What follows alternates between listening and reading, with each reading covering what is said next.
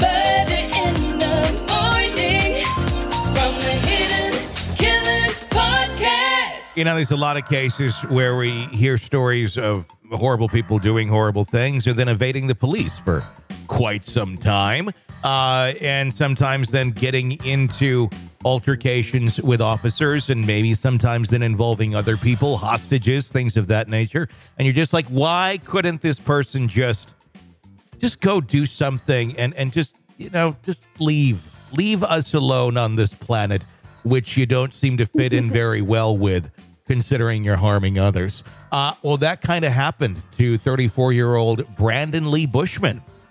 He was found deceased in an antiquated chest freezer in a vacant residence while hiding from the police. The Gilbert Police Department, which attended to the scene, noted that the freezer had a peculiar feature, an old-fashioned latching mechanism on the outside, which made it impossible to push open from within. Oh, no. I didn't even know, like, that existed. All my chest freezers, I mean, you could just pull them up, I think, from the inside. There's no, like, latching anything. But I think this must have been an old freezer. And I do want to say, being a Minnesotan, this guy, I can guarantee everybody across the United States is going to screw up the pronunciation of the city. It's called Biwabik. Oh, I didn't even see the name of the city on here. Yeah, Biwabik. There it is. Yeah, I just skipped over it. Yep. I believe it is way up north in Minnesota. I guarantee everybody in the city knows this guy because they probably all run into him at the local market. Yeah, they all know who this guy is. Well, and they're probably all going, yeah, we figured he'd do something stupid like that. Officers received the distressing report about the body on June 26. Upon arriving at the scene, they discovered the freezer was stowed away in the basement of the property. The appliance was not connected to electricity, with the utilities and the residents having been shut off since April of 2022. According to police, the property itself had been unoccupied since February of that year. I have a lot of questions. I want to continue reading, but I have a lot of questions. The freezer was described as an older model. Its construction included a feature which in modern times would be deemed as a safety hazard, an external latching mechanism. The design was such that once shut, the latch could not be manipulated from the inside of the freezer. The chilling scenario that unfolded as a result is a stark reminder of how design choices, once deemed acceptable, can have dire consequences today. So people are like, oh, what are you going to use the crib that your grandma used for her, and then the one you used too for yourself, and then you put that with your baby? No, probably not. They kind of seem like death traps, to be completely honest. We actually did that with Harper. It was Harper's mom's crib, and it was her grandma's crib once. And looking back on it, like, yeah, I'm not going to, and Harper said, I'm not going to pass that down to my kids. It's a death trap. She's like, Dad, you had me sleeping in a death trap for the first 2 years of my life. Way to go. Like, honey, it's okay. Like, I survived, but I knew what I was doing. It's really not that bad of a crib. But yeah, I mean, it's, you know, there's a lot of things you could get caught on, springs and things that children could get injured with. Poke your eye out with one of those things. And they're a little bit different these days. Bushman, the victim in this case, had reportedly been on the run due to an outstanding warrant for his arrest. The specific charges that led to the warrant remain unspecified by the Gilbert police. According to the police statement, Bushman entered the freezer on his own, likely seeking a hiding spot. Spurred by the fear of possible police presence, he was last seen fleeing towards the upstairs area of the house. Investigators at the scene found a metal rod, presumably a lawn ornament, lodged in a desperate bid to unlatch the freezer from the inside. The rod was jammed between the gasket and the edge of the freezer, making it impossible to manipulate the latch. The discovery paints a harrowing picture of Bushman's final moments, underscoring the tragic outcome of this hide and seek with law enforcement. Midwest Medical Examiner's Office undertook an autopsy and stated that no signs of trauma or injury were found on Bushman's body. Despite the preliminary observation, the final autopsy results are pending. The incident has brought forth numerous questions to the police investigation that they want to have answered. It's utterly bizarre that So he found something in there to try and manipulate the latch. That didn't work. I don't know. I mean, I guess I'm just not thinking of how this chest freezer must look.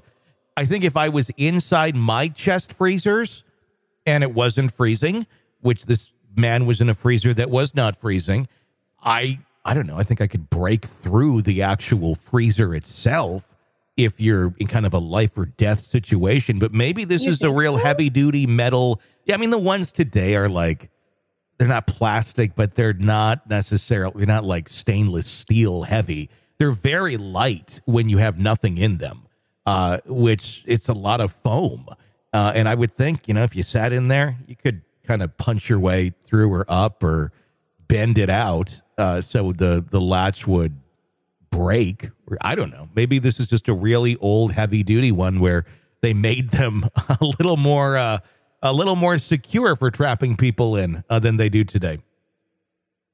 I just can't imagine how scary that would be to, be in there going, I mean, like being buried alive, really. It reminds me of an old episode of The Twilight Zone where a guy was buried alive, Oh, completely. I mean, I guess it also kind of underscores the dangers of going into abandoned homes.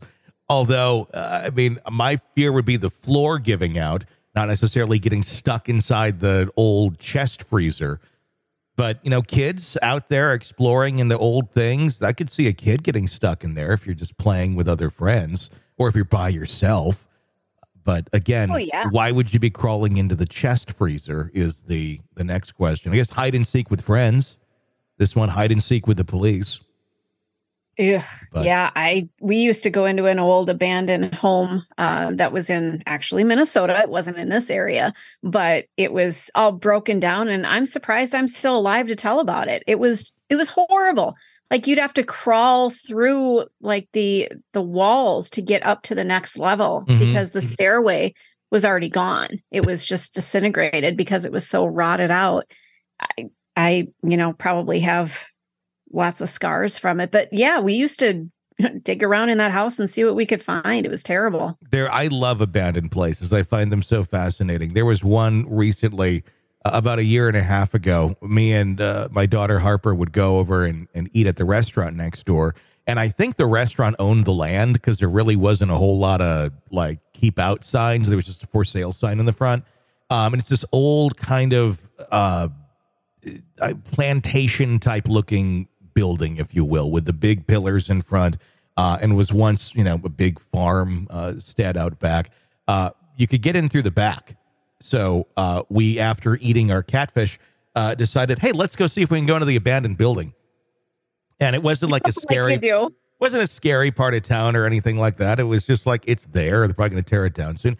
And we got in and I took a whole bunch of pictures, and it was, you could tell this was a home that was once very well loved. Not big kitchen, but the floor had collapsed on the kitchen. So like everything was like, and there was a big hole in the ceiling up there too. So whatever was upstairs collapsed. But then like the living room was there. The stairwell was there. We managed to go up the stairs and look around a little bit. I was probably one of the last people in there. I took video too. But it was, I don't know. I always find those places so fascinating. I always think about holidays in those places because those are a lot of the things you remember in homes. And you just think of how many people, spent a holiday here. Where was the tree, or where was this or that? And, it was once someone's probably very, pride and joy type home, probably a dream home for somebody at one point in time. And to see it in that sort of disarray, it's haunting. I always find it very eerie and haunting. I'm not looking for ghosts or anything like that. Just to see the remnants of the past, I always find to be very, intriguing and haunting. Well, it's absolutely fascinating, and you wish those walls could talk to you. And I'm glad I did not open the chest freezer. You're locked into the Hidden Killers podcast. Want more? Start binging on all of our true crime podcasts right now through Apple Podcasts, and get an ad-free experience when you sign up to be a True Crime Today Premium Plus member, exclusively on Apple Podcasts. More of the Hidden Killers podcast, dropping soon. Press subscribe now.